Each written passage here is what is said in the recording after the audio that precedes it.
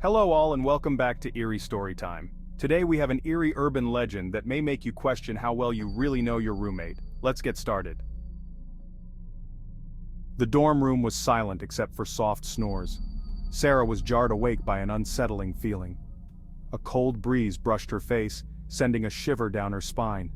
She sat up, heart pounding, her eyes darting around the dark room. The window was wide open, letting in the chilly night air. Moonlight illuminated a figure silhouetted against the darkness, standing eerily still. He stood over her roommate's bed, whispering something she couldn't quite hear, his voice a low murmur.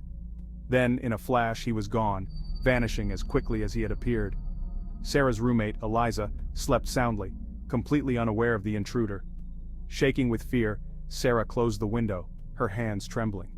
She told Eliza about the strange man in their room the next morning, her voice still shaky.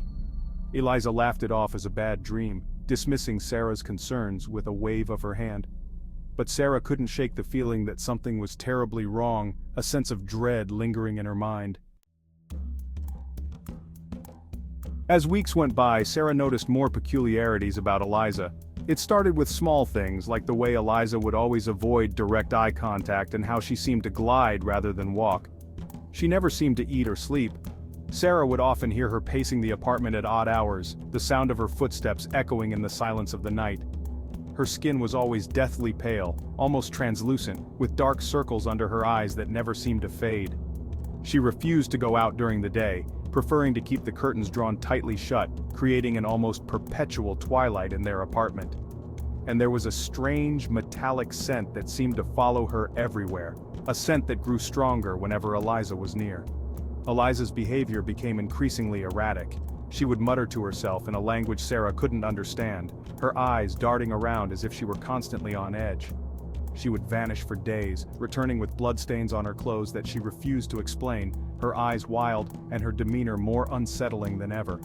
Sarah found strange vials filled with a dark, viscous liquid hidden in Eliza's belongings, each one labeled with cryptic symbols that made no sense to her. Once she even stumbled upon a collection of old, faded photographs showing Eliza at different points in history, always looking the same age. The photos were dated decades apart, yet Eliza's appearance never changed, adding to the growing mystery that surrounded her. Driven by fear and suspicion, Sarah couldn't shake the feeling that something was terribly wrong. Sarah decided to confront Eliza, her enigmatic and secretive roommate. She waited until Eliza was out for the evening and then, with a racing heart, searched her room. Under the bed, she found a wooden chest, its surface covered in a thick layer of dust. Inside, nestled amongst velvet lining, lay a silver locket. Sarah's hands trembled as she opened it. A wave of dizziness washed over her as she saw the faces staring back at her, familiar yet distant. They were hers and Eliza's, but from another time, another era, captured in sepia tones. Suddenly Sarah heard the door creak open, the sound echoing ominously through the dark hallway. She spun around, her heart pounding, to see Eliza standing there, her eyes glowing with an eerie red light. The truth slammed into Sarah with the force of a physical blow, leaving her breathless and terrified. Eliza, her own roommate, was a vampire, a creature of the night, hiding in plain sight. At this point, there are different versions of what happens next. In one version, the vampire roommate is harmless and is seeking a quiet life. However, in another version, the vampire roommate attempts to make Sarah her next victim, and Sarah narrowly escapes that fate. It seems the ending of the urban legend is often amended to fit the intent of the storyteller on the given occasion.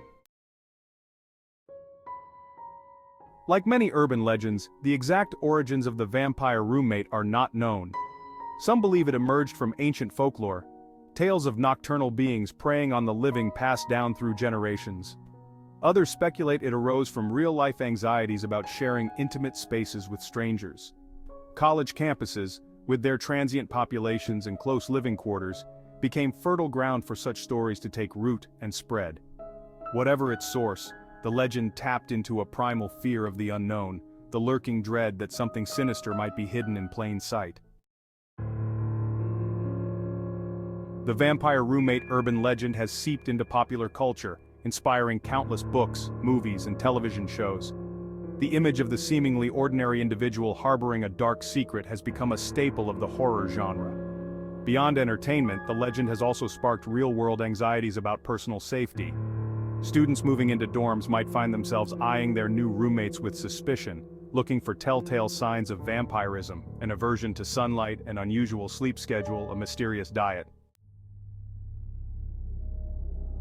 Though often dismissed as mere superstition, the enduring appeal of the vampire roommate legend speaks to a deeper human need to believe in something beyond the mundane.